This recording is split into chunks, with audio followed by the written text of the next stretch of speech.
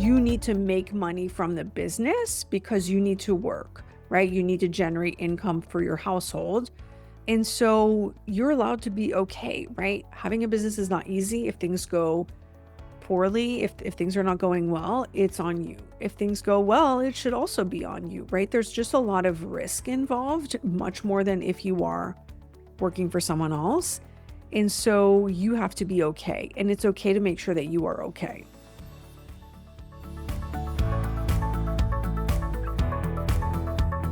You didn't start your practice to barely hang on. I'll guess you started it for freedom, impact, and profit. This is Therapy for Your Money. I'm your host, Julie Harris. I'm an accountant, author of Profit First for Therapists, and CEO of Green Oak Accounting. Over the years, my team and I have partnered with hundreds of private practice owners, whether they're just getting started, scaling into thriving groups, or even preparing to sell. We've seen it all, and we know exactly what makes a practice tick financially. On Therapy for Your Money, I'll help you build a business that truly works for you. You'll get quick, actionable tips and episodes so that you can grow a profitable practice, increase your financial confidence, and pay yourself unapologetically. Because your work is way too important for you to burn out or go broke doing it. Love the podcast? Make sure to follow and give us a 5-star review. Here is Therapy for Your Money.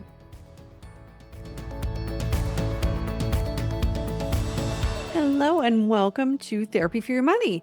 In today's episode, we are chatting with someone who is close to my, right in my universe, in both Green Oak Accounting and within the Profit First Academy. We're chatting with Angelica Epps. Hi, Angelica. How are you? Hey, hello everyone. How are you, Julie?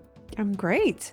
So Angelica she manages our Profit First Academy. She also manages all of our websites, including the Profit First website. She just hears a lot about the kinds of questions that people have when it comes to Profit First. And we thought it would be fun today to do a little swap. So Angelica is going to be the one asking me questions today instead of me interviewing her. So without Yes, further ado, where do you want to start? I'm super excited. So, just Profit First is amazing. I've seen how it has transformed therapists' lives. And I was just wondering if you can give us just a little background of the basics of Profit First. Yeah, I would love to. So Profit First is a cash flow management system. It works for businesses of every size, but it really works well for private practice. So whether you are starting a practice or you have a multi-million-dollar a year group practice, Profit First can work and can be really helpful in the sense that it's going to help you manage your cash flow. Within Profit First, we turn the traditional accounting equation upside down. So if you're looking at a profit and loss, the accounting equation that you see is income minus expenses equals profit. So we turn that upside down and we say income minus profit equals expenses. So we are building in profit from the very beginning to make sure that the owner can pay themselves, that taxes can be paid, so that you actually know how much money you have left for all the other things in the practice, right? We are making sure there's enough money and there's profit in the business from the beginning. And that creates a really sustainable practice because when you can make money, you can keep going. Most people in the real world, they just need money to live, right? And that's very normal. And so if a practice isn't making money, it can only survive so long. Yeah, I totally get that. When I first heard that equation flipped around, it was kind of an aha moment for me. Yeah. And I'm not even a therapist, so I'm like, "Oh, wow, I can only imagine how that transformed their thinking." Does it also apply to solo practice owners or just Yeah. group practice owners? Absolutely. Really, you could also use Profit First in your personal life, right? In a sense, it is the old adage, spend less than you make, right? That's ultimately what we're trying to achieve here. We're trying to make sure that whatever your business is making, it is spending less than that to make sure that there's money left over, right? For savings, for taxes, for you as the owner, for profit, for reinvesting, for expansion, for all the things that are important. We're just giving each dollar an assignment so that it can go work hard for you. I love that, and I've thought about doing it myself. Absolutely. Yeah, I actually have heard of a lot of people doing it personally with just a couple bank accounts. So that's another part of Profit First is we use multiple bank accounts typically to manage money. This is similar to what you may have heard as the envelope system, right? Where you have envelopes of cash in a business that doesn't work really well. There's a lot of bill, like I don't remember the last time I have paid a bill like in person for the business or even sent a physical check. It's really, really rare. And so cash doesn't work that well, but having multiple bank accounts for in specific purposes, that can work really, really well. Yes, and even like allocations, your payroll system or your paycheck system rather, they allow you to do, certain percentages right off the bat from your Yeah, paycheck. So it's kind of similar. yeah, Um, exactly. yeah, in that way. Could you talk more about the bank accounts by chance? Yes. So I generally recommend either 5 or 6 bank accounts for most practices. So 5 is going to be for solo practices, 6 is for groups, and then you can add more if it's helpful to you. So generally speaking, we have an income account. That's the bank account where all the income is coming into the practice. There's just deposits, no expenses from that account. Then we have operating expenses. Those are the items that are used to operate your business. We have rent, software subscription, liability insurance, dues, right? All the things that run your practice. If you're having to buy laptops or equipment or whatever it may be, like that comes out of the operating expenses account. That's typically where you're going to have the most flex.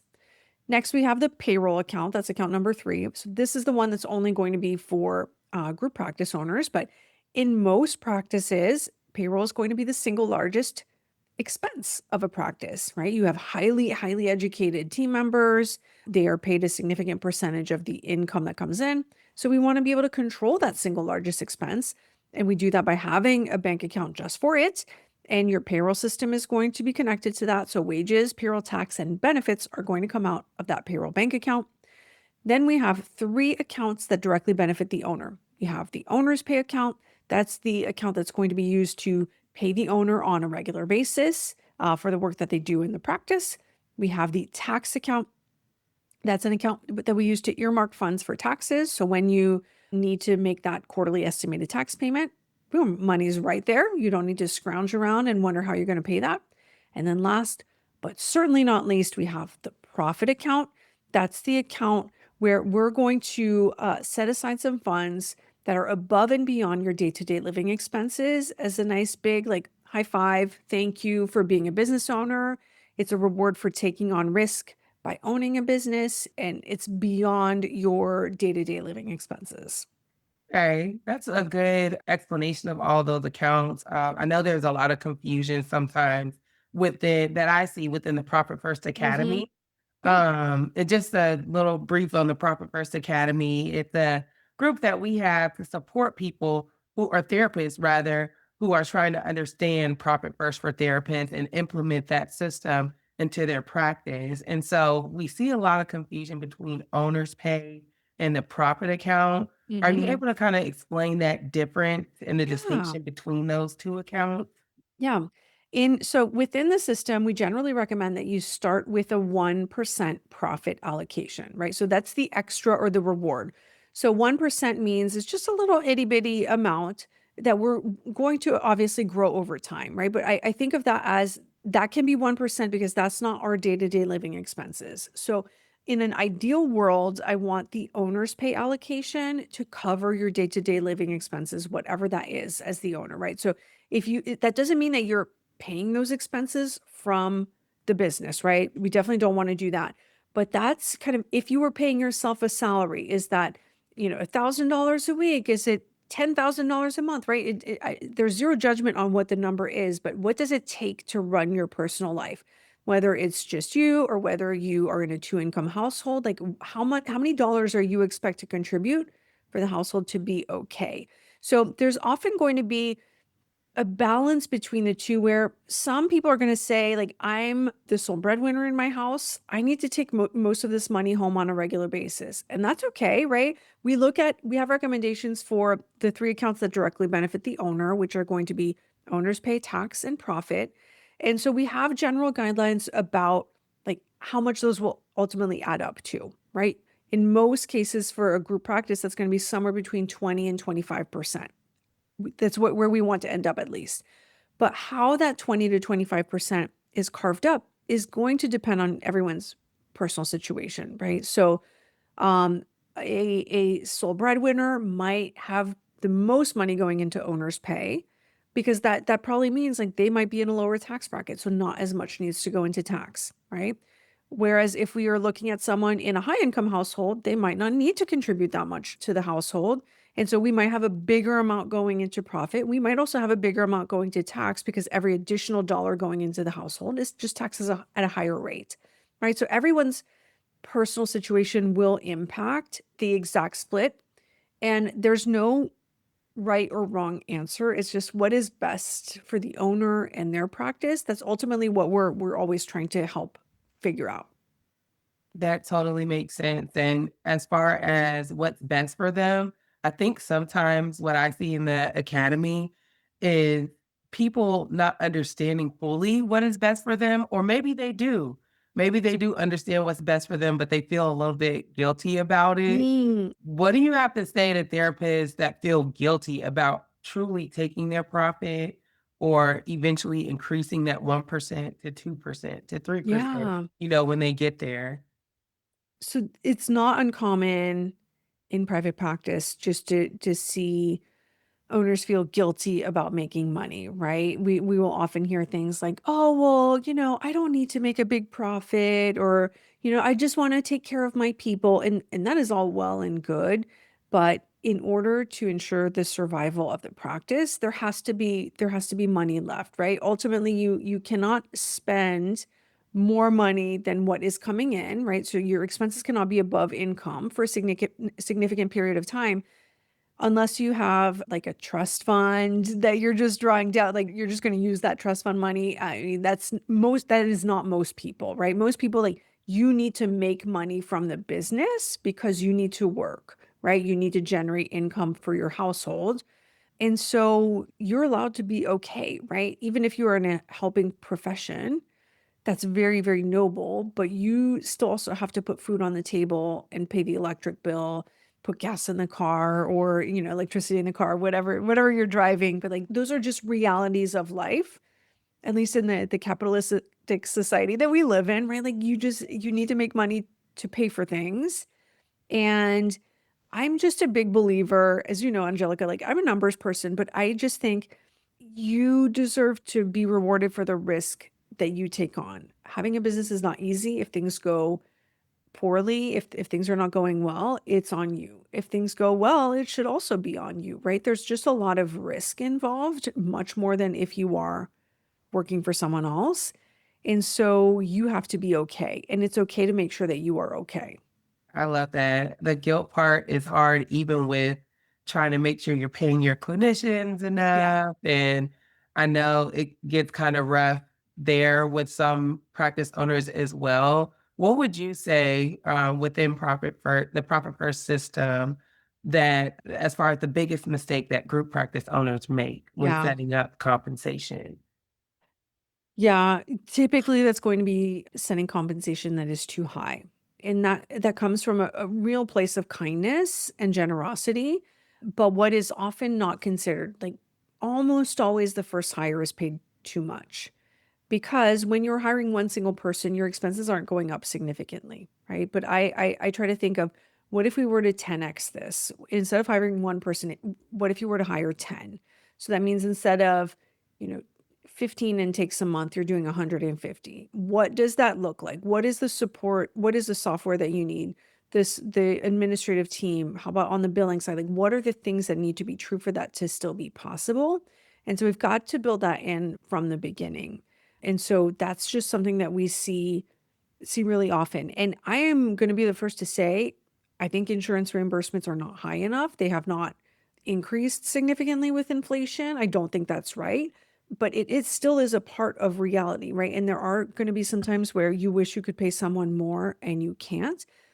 But I think that's also what Profit First offers is that certainty of knowing, like, I genuinely know I'm giving you the very best offer that I can, right? And instead of just throwing a number out there out of guilt or out of uncertainty, you know that you're making the right decision for the business. And that's ultimately what's going to keep the business going, day after day. Yeah, Absolutely. And what about, what do you have to say to the people who feel like they don't make enough money to even start Profit First or implement the system? Yeah. What do you have to say to Yeah. those therapists? There are a handful of times that I actually recommend you don't start Profit First. They're few and far between, but one of those is if you are already in a situation of financial distress and you are, you're racking up insufficient fund fees in your business bank account, it is not the time to start Profit First. You can still do the calculations, you can still evaluate the system. Like looking at your numbers, that part of the system is always a good idea. But if money is so tight, that is happening already, right? You're paying insufficient fund fees, checks are bouncing, payrolls bouncing. That is not the moment, I think, to open up 5 or 6 bank accounts and spread that money even thinner, right? But assuming you're not in that position, the best time to plant a tree is 20 years ago. The next best time is today. I don't think there's ever anything wrong with looking at where your practice stands financially and looking at where are the places that things are not going well, or what are the things that I was not expecting. And within Profit First, we do that with the instant assessment. And Angelica, I know through the academy that you see a lot of, oh, I don't want to do the instant assessment, or like I'm afraid of what it's going to show me, right? But I just think there's a lot of power in knowing what's actually going on. And so I think that part of it is always helpful. And we've actually had several members at this point in the academy start with their very first dollar earned, right? They started using Profit First from the very beginning of their practice, and they've been really successful in doing that. So you can't necessarily use it in that pre-revenue phase, but once you start earning money, you absolutely can start using Profit First to manage cash flow. I'm glad that you brought up that instant assessment because I was going to ask you, how can you ease people's mind about the instant assessment? Because what I've seen is a lot of therapists are just a little bit frustrated at the math side of things Yeah. because a lot of times, that's not what they learned or went Hmm. to school for. So it's a little bit like when you get into the spreadsheets and the Yeah. numbers, it's a little bit hard to understand. So how can you ease their mind Yeah. about actually getting that instant assessment completed? Getting it done. Well, because of that, right? Because of how much we see that, we've worked with thousands of therapists at this point. In the Profit First for Therapists workbook, I actually introduced a new way of preparing the instant assessment, because with at this point multiple years of having Profit First Academy, and for myself and our coaches, like working with business owners that are going through that process, we realize like, wait, not everyone has access to good financial reports, right? That's ultimately the reality. Where when I was writing the book originally, I was talking to a lot of practice owners that were already our clients, right? They were working with us and they did have good numbers. So it was pretty simple for them to do the instant assessment. But when you don't have that, I wanted there to be a simpler methodology. So if you're reading Profit First, you're like, yes, I want to do this, or maybe you're listening on Audible and you get to the instant assessment, like, I'm not sure how to do that, I would invite you to pick up the workbook, because you could just print your bank statements and there's a really simple methodology to complete the instant assessment without even having to look at your QuickBooks file. So there are even more tricks now within the workbook and then within the Profit First Academy as well to get that completed. But also, that's, I think, where the Academy has been really, really helpful is sometimes like I left nothing behind in the book, right? I explained everything to the very best of my ability. We have, as of this morning, I think 181 reviews on Amazon just for the book, just alone on Amazon. People love the system. You do have enough information in there to implement it on your own, but that doesn't mean that everyone wants to implement it on their own, right? So I think that's where the Academy has been really helpful, is if you do want someone to walk alongside you and look over your shoulder and how, like, what is this number? How do I get there? Like, that's exactly what it is for. Yeah, and I love the new workbook. It's so much more detailed than the book. The book is great, but the workbook really spells it out and helps therapists truly understand. Hand in hand with the academy, our coaches are experts Yes. and they are amazing in walking people through the steps. So, if someone was on the fence about joining the academy, what would you want them to know? Yeah, if you're on the fence, I think your future self will thank you. I mean, there's no long-term commitment, so you can stay a single month if that's what you want. Because it's not about, we're not trying to trap you. We want you to get in, get the help that you need. And if it's helpful and you want to keep the accountability, then amazing. We want you to stay as long as you want. We actually have folks who still have been in since the very, very beginning. There are some people who they've wanted to stay. That's great. I love that for all of us. But yeah, I would give it a try and see if it's helpful and get the help that you need. Thank you so much. I have one more question Yeah. before we wrap this up. And it's one of those powerful, like, what would you tell if you could make just one money rule mandatory for therapists? Mm, okay. What would it be? Okay. So one money rule, I will say, if you are in private practice, you are a business owner, and as a business owner, you should know your numbers, or you should at least have access to your numbers, right? I think that is really, really critical because you can be a great therapist and that doesn't automatically make you a good business owner. And that's okay. It's a learnable skill, right? The financial side of private practice is what we work so hard to teach our clients and teach in the book and teach members in the academy. But you've got to know what is going on in the practice if you are going to make good business and good financial decisions, because that does impact the viability of the practice. It does impact how much money you can take home. It impacts like everything around you, right? Right? Money makes the world go round in many ways. And so knowing what your numbers are, no one is judging you. They're not good or bad. They just are what they are. And that knowledge is very powerful. That's a great rule. And I hope everyone can take that home and really just hone on it and understand that knowing your numbers, it might feel a little bit frustrating at first, but you just got to ease in there. You got to ease in there, and that's going to help your practice one day at a Yeah. time. Okay. Well, so before we wrap up, I'm going to reverse Uno you.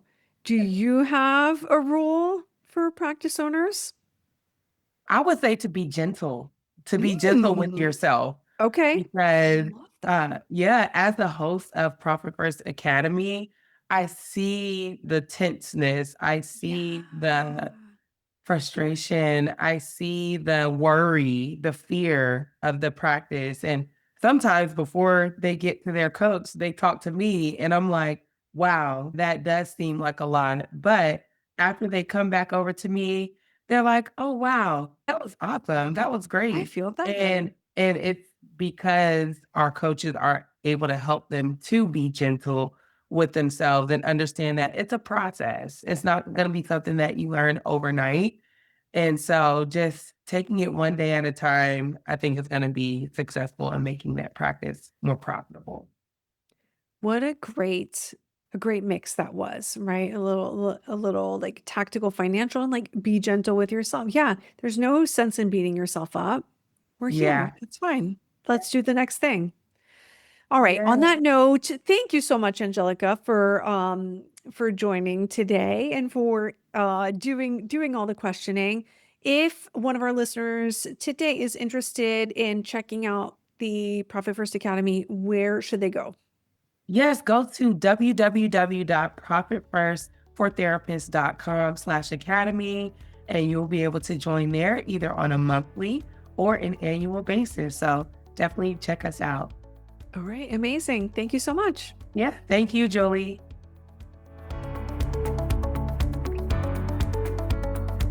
That's it for today's episode of Therapy for Your Money. Catch us on Instagram and Facebook at Therapy for Your Money Podcast. And don't forget to subscribe to Green Oak Accounting on YouTube. Until next time. The information contained in this podcast represents the host and guest's general opinions and should not be construed as personalized accounting and tax advice. Listeners should consider all facts and circumstances before applying this information and seek appropriate advice from an accountant, financial planner, lawyer, or other professional.